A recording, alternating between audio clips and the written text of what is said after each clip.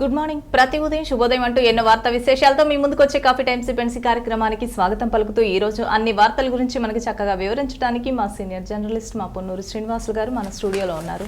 Sir నమస్తే sir. Good morning sir. Welcome to coffee time sir. Sir ముందుగా వచ్చేసి రాష్ట్రంలో ఉన్న మెయిన్ హెడ్లైన్స్ ఏమున్నాయో చూద్దాం సార్. సాక్షి స్కిల్ఫుల్ కోర్సులు, గుజరాత్ సీఎంగా భూపేంద్ర ప్రమాణ స్వీకారం సాక్షిలో వచ్చింది. బియ్యం కష్టాలు కేంద్రమే తీర్చాలి. ఆంధ్రప్రభలో ఈ నెల 20న సీఎం జగన్తో సినీ ప్రముఖుల భేటీ. ఓకే. నెక్స్ట్ వచ్చేసి అక్రమంగా వాడారా లేదా, ఈశాన్య రాష్ట్రాల్లో పర్యాటకం పరుగులు. ఇలా ఈనాడులో వచ్చేసి ఆంధ్రజ్యోతిలో వచ్చేసి గూఢచర్యం గురించి అడిగితే భద్రత అంటారేంటి. తర్వాత వచ్చేసి శాశ్వతంగా షాకులు, నిరంతర ప్రక్రియగా అదనపు వసూళ్లు. ఇలా ఆంధ్రజ్యోతి గురించి. విశాలాంధ్రలో వచ్చేసి సిపిఐ సమరభేరి. ఇలా ఒక వార్త వచ్చేసి సూర్యాలో వచ్చేసి పెగాసన్పై విచారణ కమిటీ, అభ్యంతరం లేదని సుప్రీంకోర్టు స్పష్టం, ప్రతి కుటుంబానికి దళిత బంధు. ఇలా సూర్యాలో వచ్చేసి. ప్రజాశక్తి ఎస్డిసి సొమ్యమైంది, ఈ క్రాప్ డేటా గల్లంతు, మా సమస్య పరిష్కరించండి, రాష్ట్ర వ్యాప్తంగా ఆశా వర్కర్ల ఆందోళన. వార్తలో వచ్చేసి ఉపాధి లక్ష్యంగా కళాశాలల ఏర్పాట్లు, 102 కోట్ల వ్యయంతో టెండర్లు, మంత్రి మేకపాటి. తర్వాత నవదీప్ ఖాతాల నుంచి కెల్వన్కు నిధులు, డ్రగ్స్ కేసులో సుదీర్ఘ విచారణ జరిపి ఈడీ అధికారులు. జిల్లాలో ఉన్న హెడ్లైన్స్ ఒకసారి చూడండి. ఓకే సార్, తప్పకుండా సార్. సాంకేతికను అందిపుచ్చుకోండి అని ఒక మొదటి వార్త ఒకటి వచ్చింది సార్. అంటే సాంకేతికతను అందిపుచ్చుకోవాలంటే ఇప్పుడు అన్ని కంప్యూటరైజ్ అయిపోయినాయి. అవును. ప్రతిదీ కూడా మనం ఎక్కడ ఏం జరుగుతుంది అనేది మనం రోడ్ మ్యాప్ ద్వారా కూడా చూసేటటువంటి అవకాశం ఉంది. ఎక్కడికక్కడ సీసీ కెమెరాలు ఏర్పాటు చేయటం, మనకి ఆ ఇంటర్నెట్ కనుక సెల్ ఫోన్ ఓపెన్ చేస్తే ప్రపంచం అంతా మన చేతుల్లోనే ఉంటుంది. కాబట్టి ఇటువంటి తరుణంలో పోలీసు శాఖకి ముఖ్యంగా ఇది అవసరం. పోలీస్ శాఖకి, ఎందుకంటే ఎప్పుడు ఏదో క్రైమ్ జరుగుతుంటుంది. కాబట్టి ఈ క్రైమ్ ఎక్కడ మారుమూల ప్రాంతాల్లో జరుగుతుంటాయి. దీనికి సంబంధించి విషయాలన్నీ తెలుసుకోవాలన్నా కానీ ఏదో ఒక క్లూ పట్టుకుంటారు పోలీసులు. కానీ ఈ క్లూ పట్టుకోవాలంటే ఇప్పుడు ఉన్నటువంటి కాలంలో తేలిక, ఎందుకంటే సాంకేతికత ఎక్కువ పెరిగిపోయింది. కాబట్టి ఏదైనా మారుమూల ప్రాంతంలో ఏదైనా జరిగిందనుకోండి, అక్కడ సీసీ కెమెరాలు ఉండబల్లే, ఆ ఎంట్రన్స్లోనే ఏదైనా సీసీ కెమెరాలు ఉన్నాయనుకోండి, వాళ్ళు ఏం చేస్తారంటే ఆ మార్గంలో ఎవరు వెళ్ళారు అనే దాని మీద నిఘా పెడతారు. నిఘా పెట్టి వాళ్ళందరినీ ఆ నెంబర్లు, ఫోన్ నెంబర్, వాళ్ళ యొక్క బండి నెంబర్లు అన్నీ క్యాల్కులేట్ చేసి ఎవరు వెళ్ళారు ఏందని తెలుసుకుంటే వాళ్ళు ఈజీగా చేసేదానికి అలా ట్రేస్ అవుద్ది. కాబట్టి దానికి సంబంధించి ఇక్కడ ఉన్నటువంటి పోలీసు శాఖలో ఉన్నటువంటి కానిస్టేబుల్ నుంచి జిల్లా అధికారుల వరకు కూడా సాంకేతికతను అందిపుచ్చుకోవాలని చెప్పి జిల్లా ఎస్పీ మల్లికా గారు పోలీసు సిబ్బంది అందరికీ శిక్షణ ఇచ్చారు. చూడండి, దీనికి సంబంధించి పోలీసు కార్యాలయంలో టెక్నాలజీ అడాప్షన్ సెంటర్ అనేది ఏర్పాటు చేశారు. అంటే వాళ్ళకి అక్కడే శిక్షణ ఇవ్వడానికి బయటికి పోకుండా వాళ్ళకి సంబంధించినటువంటి ఏముంటాయో టెక్నాలజీ, దానికి సంబంధించి శిక్షణ ఇవ్వడానికి పోలీసు కార్యాలయంలోనే ఏర్పాటు చేశారు. దీనికి సంబంధించి కోర్సును కూడా ఇస్తున్నారు. 50 కంప్యూటర్లను ఏర్పాటు చేశారట ఈ సెంటర్లో. దీనికి సంబంధించి CCTNS, CDR, cyber crime, ఇతర సాంకేతిక విషయాలు ఏవైతే ఉంటాయో వాటికి సంబంధించి కూడా వాళ్ళందరికీ క్షుణ్ణంగా తర్ఫీదిస్తారు. ఇప్పుడు అన్ని కంప్యూటర్ ఇచ్చేయటమే. ఇప్పుడు ఇదివరకులాగా ఏమి నీకు మాన్యువల్గా రాసి ఫైల్లో పెట్టడం ఉండదు. కంప్యూటర్లో ఫీడ్ చేసిన తర్వాత జిల్లా ఎస్పీ గారు మన 1 టౌన్ పోలీస్ స్టేషన్లో ఎన్ని కేసులు పెండింగ్ ఉన్నాయి, ఇవాళ ఎన్ని కేసులు వచ్చి చూస్తే వాళ్ళు వచ్చి ఇక్కడ చెప్పాల్సిన పల్లె. కంప్యూటర్లో చూస్తేనే ఏ స్టేషన్లో ఎన్ని కేసులు వచ్చినాయి, ఎన్ని కేసులు పెండింగ్లో ఉన్నాయి, ఎందుకని ఇంకా పెండింగ్లో ఉన్నాయి అన్నటువంటిది వెంటనే కలెక్టర్ ఎస్పీ గారు చూసి ఎందుకని మీకు స్టేషన్లో ఇన్ని కేసులు పెండింగ్ ఉన్నాయి అని అడిగేదానికి కూడా అవకాశం ఉంటుంది. కాబట్టి ఈ సాంకేతికత కనుక ఉపయోగించుకుంటే ఎవరైతే ఈ పోలీస్ స్టేషన్కి వచ్చేవాళ్ళు ఉంటారో, కేసులు పెండెన్సీ ఉంటాయో ఆ పెండెన్సీని తగ్గించేదానికి అవకాశం ఉంటుందని ఎస్పీ గారు చెప్పడం జరిగింది. నిన్న పోలీసు స్పందన జరుగుతుంది. ప్రతి సంవత్సరం పోలీసు స్పందన కూడా జరుగుతుంది. దానికి సంబంధించి 118 అర్జీలు కూడా వచ్చినాయి ఎస్పీ గారికి. కాబట్టి వాటిని కూడా వెంటనే సంబంధిత అధికారులకి ఫోన్లో మాట్లాడటం, వీళ్ళు వెంటనే పరిష్కరించేవేమో పరిష్కరించడం, తర్వాత ఏదైనా ఇంకా దానికి సంబంధించిన ఇన్వెస్టిగేషన్స్ ఏదైనా ఉంటే దాన్ని విచారించి వెంటనే పరిష్కరించేయమని ఎస్పీ గారు చెప్పారు. అది నెక్స్ట్ వచ్చేసి ఆశా వర్కర్ల సమస్యలు పరిష్కరించాలి అని ఒక వార్త వచ్చింది. ఆశా వర్కర్లని వాళ్ళ ఉద్యోగాలు పర్మనెంట్ చేయమని చెప్పి నిన్న ప్రకాశం భవనం దగ్గర ధర్నా చేయడం జరిగింది. ఎవరైతే ఆశా వర్కర్లు ఉంటారో వాళ్ళని కూడా సచివాలయం కిందకి పోనీయకుండా ఆశా వర్కర్లుగా ట్రీట్ చేయటం, వాళ్ళకి ఉద్యోగ భద్రత కల్పించడం, వాళ్ళు ఒకవేళ రిటైర్ అయ్యారనుకోండి వాళ్ళకి పెన్షన్ లాంటిది కూడా వాళ్ళకి ఇవ్వటం, ఇవన్నీ ఇవ్వాలి, మమ్మల్ని రెగ్యులర్ చేయాలి ఉద్యోగాల నుంచి, ఉద్యోగ భద్రత కూడా కల్పించాలి అన్నటువంటి విషయాన్ని వాళ్ళు అడగటం జరిగింది. ఏదైతే పర్మనెంట్ ఉద్యోగులుగా వాళ్ళని అమలు చేస్తారో అప్పటి నుంచి వాళ్ళకి వచ్చేటటువంటి ప్రభుత్వం నుంచి సంక్షేమ పథకాలు ప్రభుత్వ ఉద్యోగాలకు రావుగా, ఎందుకంటే ఎక్కువ జీతాలు వస్తాయి కాబట్టి ఆ సంక్షేమ పథకాలు కూడా మమ్మల్ని ప్రభుత్వ ఉద్యోగులుగా గుర్తించి అప్పుడు ఏదైనా సంక్షేమ పథకాలు ఉన్నా తీసేయమని చెప్పి నిన్న ప్రకాశం భవనం వద్ద ఆశా వర్కర్లు ధర్నా చేయడం జరిగింది. ఇప్పుడు మీరు మెయిన్ హెడ్లైన్ లో కూడా చదివారు, రాష్ట్ర వ్యాప్తంగా ఆశా వర్కర్లు చేశారని. దాంట్లో భాగంగా ఒంగోలులో కూడా దీనికి సంబంధించినటువంటి ధర్నా చేశారు. ఓకే సార్, విద్యార్థులంతా దేశభక్తులుగా అవ్వాలి అని ఒక వార్త వచ్చింది. అవునండి, విద్యార్థులంతా దేశభక్తులుగా మారాలని చెప్పి నేటి యువత మీదే భారతదేశం యొక్క భవిష్యత్తు ఆధారపడి, ముసలి వాళ్ళు పెద్ద వయసు వచ్చిన వాళ్ళు ఏం చేయగలరు, వాళ్ళు ఏం చేయలేరు. యువకులు అనుకోండి ఏదైనా ఉద్యమంలో పాల్గొనాలంటే ఆ రోజు భగత్ సింగ్ గారు కానీ, అలానే అష్ఫాకుల్లా ఖాన్ కానీ, అల్లూరి సీతారామరాజు కానీ, స్వామి వివేకానంద కానీ, అలానే సుభాష్ చంద్రబోసు, వీళ్ళందరూ కూడా యువకులుగా ఉన్నప్పుడే దేశం స్వాతంత్రం కోసం పోరాడి. కాబట్టి యువకుల దశలో ఉన్నప్పుడే ఇప్పుడు యువతంతా పక్క మార్గం పడుతున్నారు. ఎందుకంటే ఈ సెల్ ఫోన్ రావటం, ఇంటర్నెట్ లో రకరకాలైనటువంటి చూడటం, ఇంటర్నెట్ లో మంచివి ఉన్నాయి కానీ చెడు తొందరగా వ్యామోహానికి గురి చేస్తుంది కదా, వాటి వైపు మళ్ళటం. కాబట్టి అటువంటిది కాకుండా యువకులు ఈ వయసులోనే దేశభక్తి మీద దృష్టిని సారించాలి. దేశభక్తి మీద ఎవరైతే దృష్టిని సారిస్తారో ఈ దేశం కూడా అభివృద్ధి చెందేదానికి అలవాటు అవుతుంది. అలానే యువకుల్లో కూడా క్రమశిక్షణ అలవాటు అవుతుంది. దేశభక్తి ఉందనుకోండి, క్రమశిక్షణ అలవాటు ఉంది. అందుకనే మన వాళ్ళు ఏం చెబుతారంటే ఆ భక్తి అనేది కూడా ఒక ఇదిగా చెప్తారు. ఎందుకంటే ఏ మతం వాళ్ళకి ఆ దేవుడు, ఒక దేవుడు, ఒక పైన ఒక ఆయన ఉన్నాడు, మనల్ని శిక్షిస్తాడు అన్నటువంటి భయం ఉంటే మనిషి తప్పు చేయడానికి వెనకాడతాడు. కాబట్టి కొంతమంది ఈ అభ్యుదయ భావాలు గల వాళ్ళు ఏమంటారంటే దేవుడు ఎక్కడ ఉన్నాడు మీరు చూసారా, అది ఇలాంటి భావం చెప్తూ ఉంటారు. సరే, వాళ్ళ వాదన వాళ్ళది, వీళ్ళ వాదన వీళ్ళది. అయినా కానీ మనకంటే పైన ఒకడు ఉన్నాడు, మనల్ని దండించేవాడు అని అంటే మనిషికి భయం కలుగుద్ది. ఇప్పుడు మన తల్లిదండ్రులు ఉన్నారనుకోండి, తల్లిదండ్రులు ఉంటే పిల్లవాడు ఏదైనా సిగరెట్ తాగే అలవాటు ఉంటుంది, తల్లిదండ్రుల మీద ముందు తాగుతాడా? తాగడగా సీక్రెట్గా ఎక్కడ తాగి వస్తాడు. అందుకని తల్లిదండ్రులు ఉన్నారనే భయం. అదే తల్లిదండ్రులు లేరనుకోండి, ఇంట్లోనే తాగుతాడు. కాబట్టి ఒక రకమైనటువంటి భయం మనిషికి ఉండాలి. కాబట్టి అది భక్తిగా మారాలి. ఆ భక్తిలో నుంచి భయం వస్తుంది.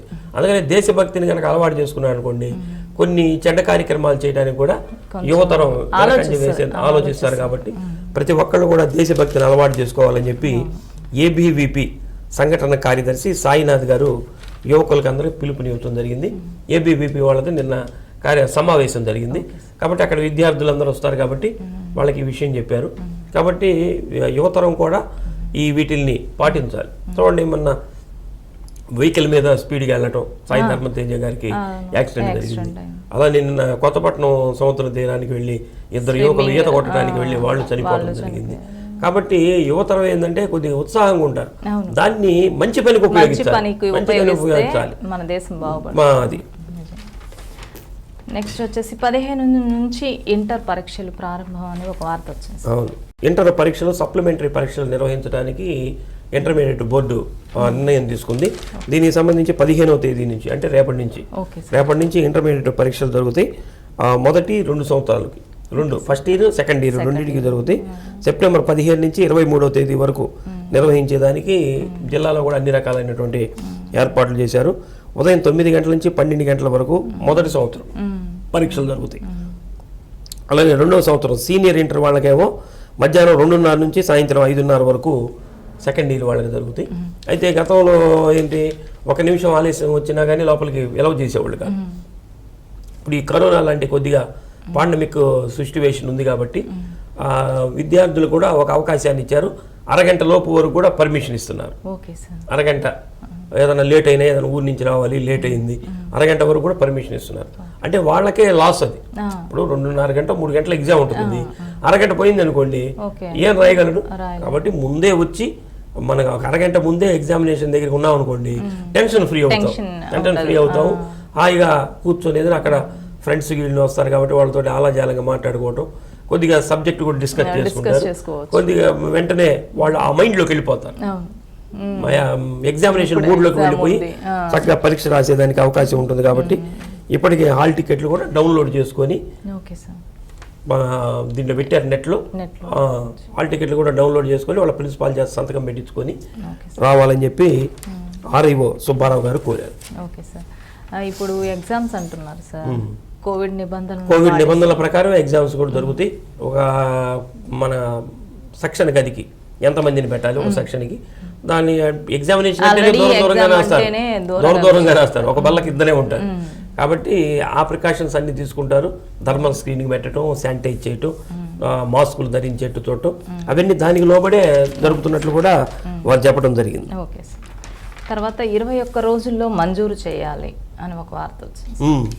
సంక్షేమ పథకాలు ఏవైతే ఉంటాయో, ప్రభుత్వం అందిస్తున్నటువంటి సంక్షేమ పథకాలు, పెన్షన్ గురించి ఎవరన్నా అప్లై చేసుకున్నా అనుకోండి, వారికి 21 రోజులు మంజూరు చేయాలి. అలానే ఎవరైనా ఇంటి స్థలం కోసం పెట్టుకున్నా అనుకోండి, దానికి చేసుకోవాలి. సంక్షేమ పథకాలు ఏవైతే ఉంటాయో అవి మాకు అందటం లేదని ఆ అర్హులైనటువంటి వాళ్ళు అప్లై కనుక చేసుకుంటే 21 రోజుల్లోనే వాటిని మంజూరు చేయాలని చెప్పి కలెక్టర్ గారు నిన్న దీన్ని వాళ్ళకి సమీక్ష సమావేశం పెట్టి జిల్లా అధికారులందరూ కూడా చెప్పడం జరిగింది. దీంట్లో పెన్షన్ కానీ, ఆరోగ్యశ్రీ కానీ, రేషన్ కార్డులు కానీ ఎవరైనా సరే దానికి ఉందనుకోండి, వెంటనే 21 రోజుల్లోనే వాళ్ళకి ఏదో ఒకటి చెప్పాలి, నీకు వస్తుందా రాదా, నువ్వు అర్హుడుగా కాదా అని తేల్చేసేయాలి అని కలెక్టర్ గారు చెప్పడం జరిగింది. రేపు 16వ తేదీ మళ్ళీ, అంటే రేపే 16 ఎల్లుండి 16వ తేదీ మళ్ళీ ఈ స్థలాలు ఎవరికైతే ఇచ్చారో వాళ్ళకి గ్రౌండింగ్ మేళ, అంటే రేపు శంకుస్థాపనల కార్యక్రమాన్ని కూడా 16వ తేదీ 2వ విడత, గతంలో ఒకసారి చేశారు, దానికి కూడా సంపూర్ణమైనటువంటి ఏర్పాట్లు చేయమని చెప్పి కలెక్టర్ గారు దానికి సంబంధించిన అధికారులు కూడా ఆదేశించడం జరిగింది. అలానే స్పందనలో వచ్చినటువంటి అర్జీలు, ప్రతి సంవత్సరం గ్రీవెన్స్ జరుగుతుంది కదా, ఆ గ్రీవెన్స్లో వచ్చినటువంటి అర్జీలను కూడా వెంటనే పరిష్కరించాలి. ఎందుకని మళ్ళీ మళ్ళీ మళ్ళీ మళ్ళీ అవే సమస్యలు మళ్ళీ మన దృష్టికి వస్తున్నాయి. కాబట్టి ఒకసారి కనుక పరిష్కరించామనుకోండి వాళ్ళు వచ్చే అవకాశం ఉండదు. కాబట్టి సమస్యలు పరిష్కరించాలని చెప్పి కూడా అధికారులని ఆదేశించారు. అలానే డైలీ యువర్ కలెక్టర్ కార్యక్రమం కూడా జరుగుతుంది ప్రతి సోమవారం.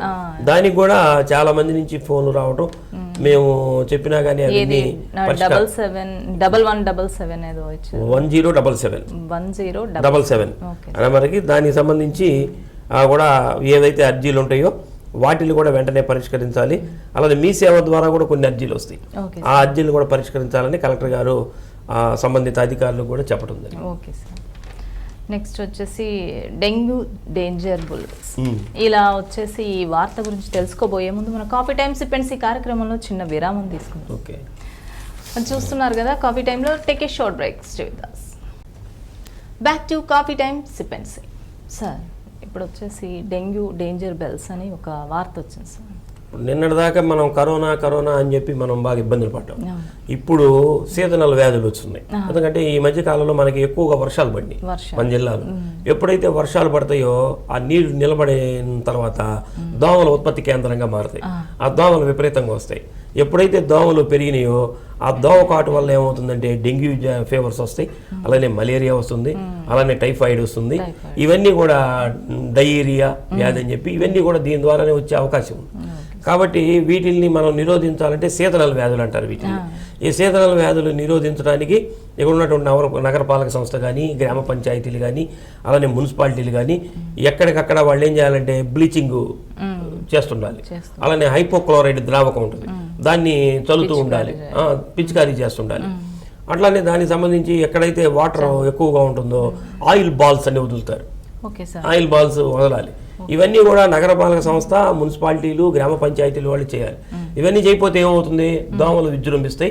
దోమలు విజృంభించి దోమలు కుట్టి అనుకోండి ఈ డెంగ్యూ వ్యాధి వచ్చేదానికి అవకాశం ఉంటుంది. డెంగ్యూ వ్యాధి అనేది కొద్దిగా సీరియస్, మందులు ఉన్నాయి దానికి. డెంగ్యూ అంటే హై ఫీవర్ వచ్చేస్తుంది. ఎప్పుడైతే హై ఫీవర్ వచ్చిందనుకో మనిషి ఫిట్స్ వచ్చేదానికి అవకాశం ఉంటుంది. ప్లేట్లెట్లు, వైట్ ప్లేట్లెట్స్ ఉంటాయి, అవి పడిపోతాయి. ఆ ప్లేట్లెట్స్ పడిపోయారంటే మనిషి ఇక కోమాలోకి వెళ్ళిపోతాడు, చనిపోయేదానికి అవకాశం ఉంటుంది. కాబట్టి దానికి సంబంధించి నిన్న చీరాల 24వ వార్డులో చుండూరి శ్రీహరి 24 సంవత్సరాలే, అతను డెంగ్యూ వ్యాధితో బాధపడితే గుంటూరు హాస్పిటల్కి తీసుకెళ్లారు, అయినా కానీ చనిపోయాడు. అలాగే చీరాల్లోనే 25వ వార్డులో తప్పెట్ల రమణ 35 సంవత్సరాలు, ఇతను కూడా డెంగ్యూ వ్యాధి వచ్చింది, ఓకే సార్. చనిపోవడం జరిగింది. కాబట్టి అలానే ఇప్పుడు మనకి జనవరి నుంచి ఇప్పటి వరకు 831 కేసులు ఈ ఫీవర్స్ తోటి ఉన్నట్లు కూడా తెలుస్తుంది. అంటే సీజనల్ వ్యాధులు, సీజనల్ ఫీవర్స్ బట్టి ఎక్కువగా ఇప్పుడు హాస్పిటల్కి వచ్చేవాళ్ళు కూడా ఈ ఫీవర్స్ తోటే వస్తున్నట్లు కూడా సమాచారం ఉంది. కాబట్టి ప్రజలు ఎవరైనా సరే ఎవరికి జ్వరం ఉందో వెంటనే ఫీవర్ సర్వే అని కూడా మన వాళ్ళు చేస్తుంటారు. కాబట్టి ఆ ఫీవర్ సర్వేలో మీరు వివరాలు ఇవ్వచ్చు, లేకపోతే మీ సొంతగా అయినా ఎవరికైతే ఫీవర్ ఉంటుందో ఇది ఎలాంటి ఫీవర్, ఇది కరోనాకి సంబంధించిన ఫీవరా, డెంగ్యూకి సంబంధించిందా, మలేరియాకి సంబంధించిందా, టైఫాయిడ్కి సంబంధించిందా, మనం కనుక ఒకసారి పరీక్షకి ఇచ్చామనుకోండి అది ప్రభుత్వ ఆసుపత్రిలో కూడా చేస్తారు ఫ్రీగా, డబ్బులు లేనటువంటి వాళ్ళు అక్కడైనా చేయించుకోవచ్చు, లేకపోతే ప్రైవేట్గా అయినా చేయించుకోవచ్చు. ముందు అసలు ఏమిటి ఇది అనేది తెలియదు అనుకోండి, మనం హ్యాపీగా ఉంటాం. కాబట్టి ఈ డెంగ్యూ వ్యాధికి సంబంధించి కూడా ఆరోగ్యశ్రీలో కలిపారు. దీన్ని కూడా 10,000 నుంచి ఎంత ఖర్చు అయినా సరే ఆరోగ్యశ్రీ ద్వారా చెల్లించేదానికి కూడా అవకాశం ఉంది. కాబట్టి మన జిల్లాలో ఈ ఆరోగ్యశ్రీ కింద ఉన్నటువంటి 7 జనరల్ మెడిసిన్, 19 పీడియాట్రిక్ హాస్పిటల్లో కూడా ఆరోగ్యశ్రీ ద్వారా ఉచితంగా దీనికి వైద్యాన్ని కూడా అందజేస్తున్నారు. కాబట్టి ఆరోగ్యశ్రీ నెట్వర్క్ హాస్పిటల్ ఎక్కడైతే ఉంటాయో అక్కడ దీన్ని చేయించుకోవచ్చు. ట్రీట్మెంట్ చేయకపోతే ఫ్రీగా. నెక్స్ట్ వచ్చేసి సీఎం జగన్ రైతు వ్యతిరేక చర్యలు అని ఒక వార్త వచ్చింది. అవును, తెలుగుదేశం పార్టీ ఆధ్వర్యంలో రేపు 16వ తేదీ నుంచి నిరసన కార్యక్రమాలు చేపడుతున్నారు. రైతు కోసం తెలుగుదేశం అన్న పేరుతోటి. కాబట్టి జగన్మోహన్ రెడ్డి గారు ప్రభుత్వం వచ్చిన తర్వాత, వైసీపీ ప్రభుత్వం వచ్చిన తర్వాత రైతులకి వ్యతిరేకమైనటువంటి విధానాలు అవలంబిస్తున్నారు. రైతులకి ఎటువంటి సంక్షేమ కార్యక్రమాలు కూడా వాళ్ళకి అందటం లేదు, ఎక్కువ మందికి అందటం లేదు. కాబట్టి రైతుకి ముఖ్యంగా గిట్టుబాటు ధర అందటల్లా, గిట్టుబాటు ధర అందకపోతే రైతులు నష్టపోయేదానికి అవకాశం ఉంది. జగన్మోహన్ రెడ్డి గారు ఆయన పాదయాత్రలో ఏదైతే హామీ ఇచ్చారో 5,000 కోట్లతోటి ధరల స్థిరీకరణ నిధి అనేటువంటి ఒకటి ఏర్పాటు చేస్తా అన్నారు. అది ఏర్పాటు చేయలేదు. అలానే రైతులకు అనేక రకాలైనటువంటి సమస్యలు ఉన్నాయి. ఈ సమస్యలన్నింటినీ కూడా పరిష్కరించాలనే ఉద్దేశంతో రాష్ట్ర వ్యాప్తంగా ఈ 16వ తేదీ నుంచి వాళ్ళు రైతు కోసం తెలుగుదేశం అన్నటువంటి కార్యక్రమాన్ని నిర్వహిస్తున్నట్లు పార్లమెంటు నియోజకవర్గ అధ్యక్షుడు లోకసాని బాలాజీ గారు తెలియజేయడం జరిగింది. కాబట్టి రైతులు, ప్రజలు కూడా దీనికి మద్దతు తెలియజేయాలని వారు కోరుతున్నారు. నెక్స్ట్ విద్యుత్ ఛార్జీలు తగ్గించాలి అని వినతి అని ఒక వార్త వచ్చింది. కాంగ్రెస్ పార్టీ ఆధ్వర్యంలో నిన్న విద్యుత్ ఛార్జీలు పెరిగినటువంటి, అంటే ఇప్పుడు మనకి విద్యుత్ ఛార్జీలు ఉన్నాయి కదా, దీనికి ఏదో బకాయిలు ఉన్నాయట. దానికి సంబంధించి 3,000 కోట్ల రూపాయలు. ఈ 3,000 కోట్ల రూపాయలు ఎలా వసూలు చేయాలంటే ఇది బిల్లుల్లోనే సర్దుబాటు చేయమని చెప్పి ఒక నిర్ణయం తీసుకున్నట్లు. కాబట్టి దానికి సంబంధించి ట్రూ యాప్ ఛార్జీలు అని చెప్పి ఇప్పుడు మన ప్రతి బిల్లులో కూడా దాన్ని యాడ్ చేస్తున్నారు. దానికి ₹1.23 ఎక్స్ట్రా వసూలు చేస్తున్నారు. అంటే మీకు 100 యూనిట్లు కాలింది అనుకోండి, మీ 100 యూనిట్ల మీద యూనిట్కి ₹1.23 వసూలు చేస్తారు. అంటే దానికి ఎంత అయితే అంత అంటే ₹123 ఎక్స్ట్రా వస్తుంది. అట్లా ప్రతి బిల్లులో కూడా వాళ్ళు వాడుకున్నటువంటి రీడింగ్ని బట్టి, ఈ నెలలో ఎంత రీడింగ్ వాడుకుంటారు దాన్ని బట్టి ఇంటూ ₹1.23 వేసి ఎక్స్ట్రా వసూలు చేస్తారు. అది ఇప్పుడు అందరి బిల్లుల్లో వస్తుందని చెప్పి దీని మీద నిరసన కూడా పెద్ద స్థాయిలో వచ్చింది. దీన్ని ప్రభుత్వమే భరించాలి, వినియోగదారుల మీద వసూలు చేయకూడదని ఇదే విషయాన్ని కాంగ్రెస్ పార్టీ ఆధ్వర్యంలో శ్రీపతి ప్రకాష్ గారు వారు కలెక్టర్ గారిని కలిసి, అసలే ఇప్పుడు పెట్రోల్ ధరలు పెరిగినాయి, డీజిల్ ధరలు పెరిగినాయి, నిత్యావసర ధరలు పెరిగినాయి, గ్యాస్ ధరలు పెరిగినాయి, అలానే ఈ కోవిడ్ సమయంలో పనులు కూడా లేవు. కాబట్టి ప్రజల మీద అదనపు భారాన్ని మోపడం తగదు. ఈ ఛార్జీలు ఏదైతే ఉన్నాయో ప్రభుత్వమే భరించాలని కలెక్టర్ గారికి కాంగ్రెస్ పార్టీ తరఫున వినతి పత్రం. నెక్స్ట్ వచ్చేసి గడువులోగా అర్జీలు పరిష్కరించకపోతే సంజాయిషి నోటీసులు అని ఒక వార్త వచ్చింది. అదే కలెక్టర్ గారు ఇప్పుడే చెప్పుకున్నాం కదా, మనం గ్రీవెన్స్ ఏదైతే జరుగుతుందో ఆ గ్రీవెన్స్ లో వచ్చినటువంటి అర్జీలు పదే వస్తున్నాయి. వాటిని తప్పనిసరిగా మీరు పరిష్కరించాలి. పరిష్కరించకపోతే మటుకు మీకు సంజాయిషి నోటీస్ ఇవ్వడం జరుగుతుంది. ఎక్కువగా రెవెన్యూకు సంబంధించినటువంటి దాంట్లో దీని మీద వస్తున్నాయి. అలానే పెన్షన్లకు సంబంధించి, ఇళ్ల పట్టాలకు సంబంధించి, అలానే వాళ్ళ యొక్క స్థలం అన్యాక్రాంతమైందని వాటిని మా పేరుతో మార్చాలని, ఇటువంటి రకరకాలైనటువంటి కేసులు వస్తున్నాయి. ఎక్కువగా దీనికి సంబంధించే వస్తున్నాయి, అంటే రెవెన్యూకి సంబంధించి. కాబట్టి రెవెన్యూ ఉద్యోగస్తులు దీని మీద దృష్టి పెట్టి సమస్య ఏదైతే ఉందో దాన్ని పరిష్కారం చేయాలి. లేకపోతే మీ అందరికి కూడా సంజాయిషీ నోటీసులు ఇవ్వడం జరుగుతుంది అని కలెక్టర్ గారు అధికారులు కూడా నిన్న హెచ్చరికలు జారీ చేశారు. Okay sir. నెక్స్ట్ వచ్చేసి మన కాఫీ టైమ్ సిబ్బంది ద్వారా చివరిగా మన ప్రేక్షకులంతా కోవిడ్ సమాచారం కోసం ఎదురు చూస్తూ ఉంటారు సార్. కోవిడ్ నిన్న 114 పాజిటివ్ కేసులు వచ్చినాయండి. అంటే 24 గంటలు వాళ్ళు పరీక్షలు చేస్తే దీనిలో 114 కేసులు అనేది కాదు, కానీ ఇప్పుడు క్రియాశీలకంగా కేసులు పెరిగినాయి. హాస్పిటల్లో ఉన్నవాళ్ళు 2475 మంది ఉన్నారు. అంటే 2500 మంది ఇప్పుడు హాస్పిటల్లో చికిత్స పొందుతున్నారు. అంటే కేసులు పెరిగినట్టే, 2500 ఉన్నారంటే. కాబట్టి ప్రజలు 114 కదా వచ్చింది అని అనుకుంటే తప్పు. 114 వచ్చింది కాదు, ఇక్కడ ఎంతమంది క్రియాశీలకంగా ఉన్నారనేది మనం గుర్తించాలి. ఇప్పుడు 2500 మంది సుమారు ఉన్నారు కాబట్టి ఇది పెరుగుతున్నట్టే మనకు సంకేతాలు ఉన్నాయి. కాబట్టి ఎవరు కూడా దీని గురించి అశ్రద్ధ చేయవద్దు. ప్రతి ఒక్కళ్ళు కూడా మాస్కులు ధరించి బయటికి రావాలి. మీరు కూడా చూస్తున్నారు బయట అసలు మాస్కులు లేవు, ఏం లేవు, డిస్టెన్స్ పాటించట్లేదు. అంటే ఎందుకని మన వాళ్ళు అంటే తెలిసి ఎందుకు తప్పు చేస్తారు? అంటే తీవ్రత తగ్గింది దీని మీద ప్రభావం. వాళ్ళ ఇంటి పక్కన కానీ వాళ్ళ ఇంటి పక్కన కానీ ఎవరైనా కరోనా కేసులు ఉన్నాయనుకోండి, వాళ్ళ ఇంటి ముందు బ్లీచింగ్ చల్లటం, ఆ తలుపులు వేసి తీయకుండా ఉండటం, అంటే ఒక రకమైనటువంటి భయం కలిగేది. ఇప్పుడు అందరూ ఫ్రీగా ఉండేసరికి ఏం కాదులే అన్నటువంటి దీనిలోనే ఉన్నారు. ముఖ్యంగా యువతరమే, పెద్దవాళ్ళు వాళ్ళందరూ కూడా పాపం చక్కగా పాటించొస్తున్నారు. ఈ యువకులే బళ్ళ మీద పోయేవాళ్ళు, వాళ్ళు కూడా ముగ్గురు వెళ్తారు, ఇద్దరు వెళ్తారు, వాళ్ళకి అసలు మాస్కులే లేకుండా కనిపిస్తున్నాయి. కాబట్టి యువకులు ముఖ్యంగా మాకు రాదు అని అనుకోవాల్సినటువంటి పని లేదు.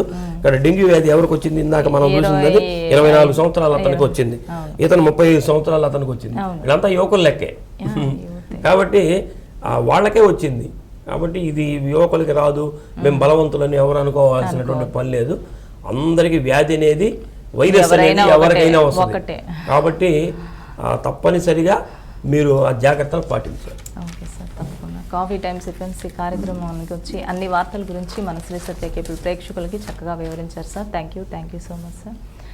చూసారు కదా కాఫీ టైమ్ సిబ్బంది కార్యక్రమంలో ఎన్నో వార్తా విశేషాలని. మరి మీరు కూడా బయటికి వచ్చినప్పుడు మాస్కులు కంపల్సరీ, సెల్ ఫోన్లు ఎలా పెట్టుకుంటారో మాస్కులు కూడా అలానే జాగ్రత్తగా ముక్కులకి నోటికి పెట్టుకోండి. అలానే ఏ వస్తువు ముట్టుకున్నా శానిటైజర్ చేసుకోండి. అలానే భౌతిక దూరాన్ని కంపల్సరీ పాటించండి. అదిగాక ఇప్పుడు సీజనల్ వ్యాధులు వస్తున్నాయి, కాచి వడపోసిన వాటర్ని తీసుకోండి, ఏదైనా వేడి పదార్థాలను తీసుకోండి, ఆరోగ్యాన్ని జాగ్రత్తగా కాపాడుకోండి. అప్పుడు మన వాళ్ళు చెప్పేవాళ్ళు ఆరోగ్యమే మహాభాగ్యం అనేసి. ఎప్పుడు అది నినాదం, ఇప్పటికి కూడా ఎవరి గ్రీన్ అది, ఆరోగ్యమే మహాభాగ్యం.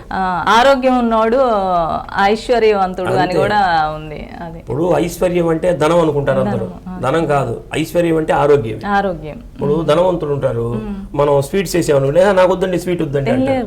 కాఫీ తెచ్చి ఇచ్చామనుకోండి, షుగర్ లెస్సా షుగరా అంటారు. ధనానికి దానికి సంబంధం లేదు.